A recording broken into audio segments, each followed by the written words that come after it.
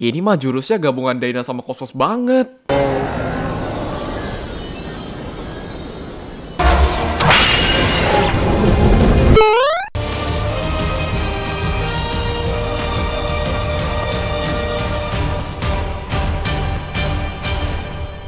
guys, kembali ke Day Chandra dengan No R No It, breakdown episode 7 dari Ultraman Art. Yang pastinya agak terlambat dan sorry banget ya guys. Habis Sabtu kemarin main Ultraman Card Game terus kecapean, besoknya langsung drop dong. Makanya nih beberapa video mau gak mau ketunda sih. Gak cuma breakdown art doang, ada movie boss New Gen Part 2, jenis Kaiju, info Ultraman Card Game.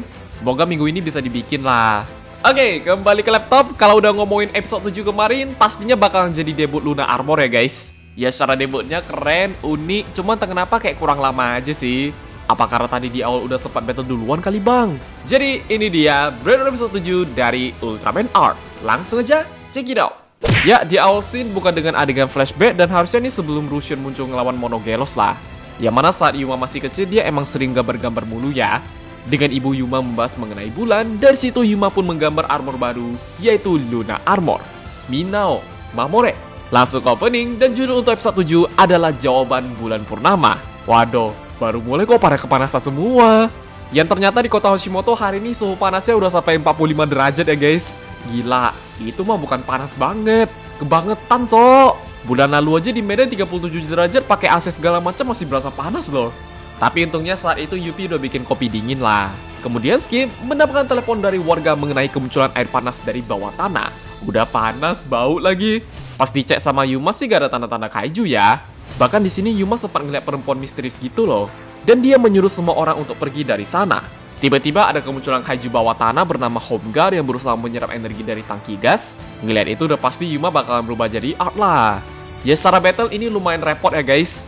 Alhasil, energi Art sempat diserap oleh kaiju ini dan Art mengalami kekalahan. Bahkan pas balik ke bentuk manusia pun ini Yuma sempat ngeliat perempuan misterius tadi ya. Dan dia menyuruh Yuma untuk tidak mengganggu Homeguard. Kembali ke kantor Skip, Rin dan lainnya berusaha mencari tahu beberapa info mengenai kaiju ini. Cuma untuk Yuma udah pasti dia bakal overthinking ya. Kok identitas gue bisa sampai ketahuan? Karena mikirnya kesana mulu jadinya gak fokus ya guys. Setelah itu, mereka mendeteksi ada 2 jantung di dalam Homeguard. Yang pastinya agak aneh sih. Mungkin kaijunya punya 2 jantung kali. Kemudian dengan energi panas yang meningkat, bisa-bisa ini bakal meledak ya.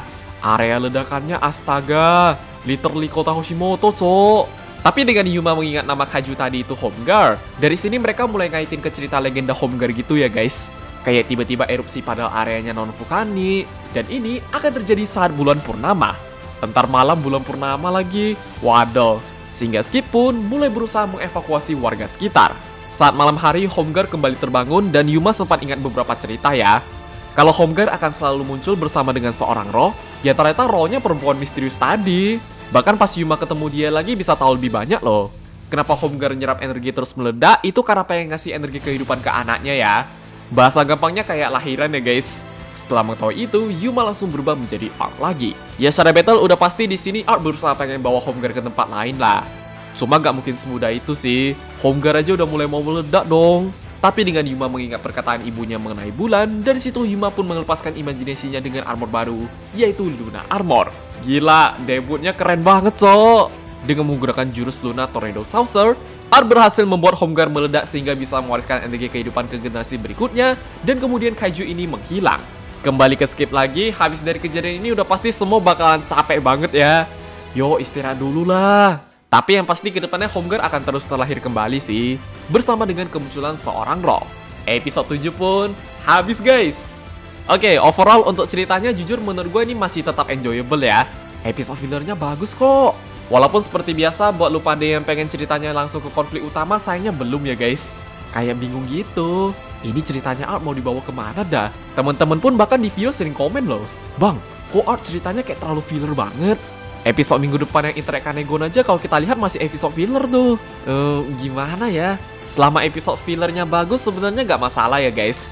Tapi gak bisa dipungkiri kadang bosan juga sih. Filler lagi. Padahal Art itu kalau boleh jujur konflik ceritanya berpotensi loh. Kayak episode 4 di ceritanya itu bisa dimasukin Uze. Terus Monohorn bisa lebih sering dibahas.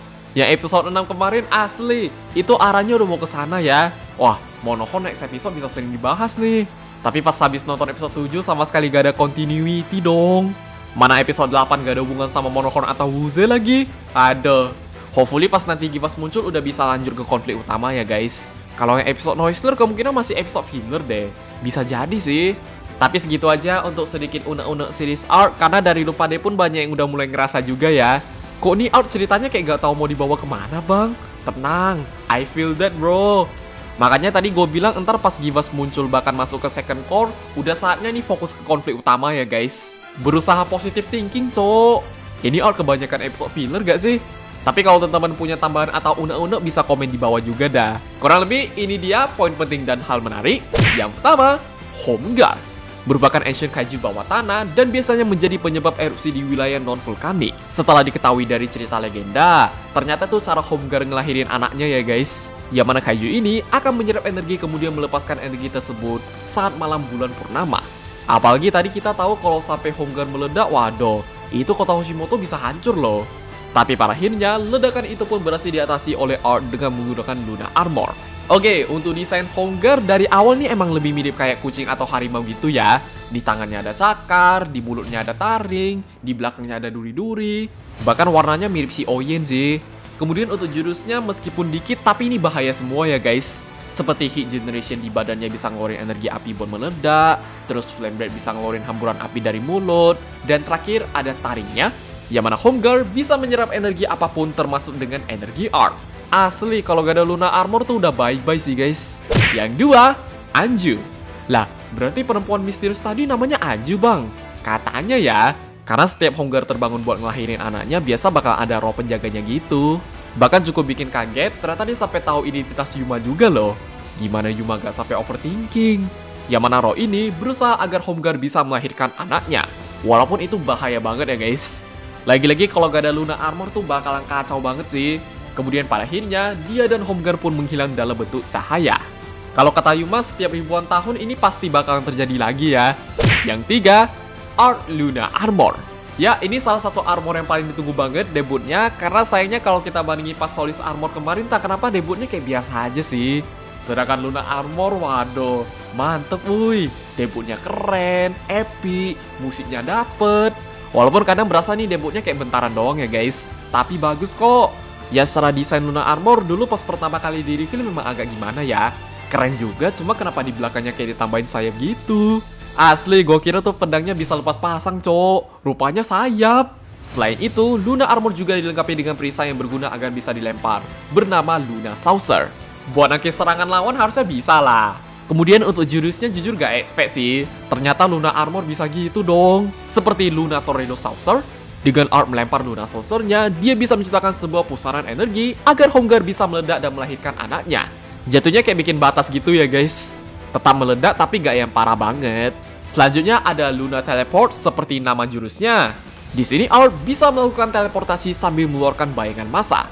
Berasa gabungan Cosmos sama Dynamic Miracle banget ya. Pokoknya buat jurus yang lebih menarik kita lihat lah. Kayaknya di episode 8 nanti bakal ada yang baru sih. Oke guys, ya jadi segitu aja untuk Breakdown episode 7 dari Ultraman R. Pokoknya ditunggu terus, walaupun sekarang nih ceritanya masih berasa filler ya. Kemungkinan pas nanti masuk Art Givas atau Second Core harusnya udah mulai ke konflik utama lah. Oh itu bakal mulai seru sih. Antar ada debut Galaxy Armor juga, kaiju lama, kaiju baru, Blazar comeback.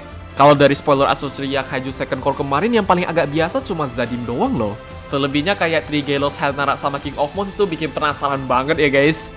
Masih lama tapi tetap harus sabar. Paling segitu aja. Kalau lu pada punya pendapat koreksi atau yang lain, bisa komen di bawah. Jangan lupa like, share, subscribe, dan sampai jumpa di video pembahasan Ultraman Art yang lainnya. Bye bye.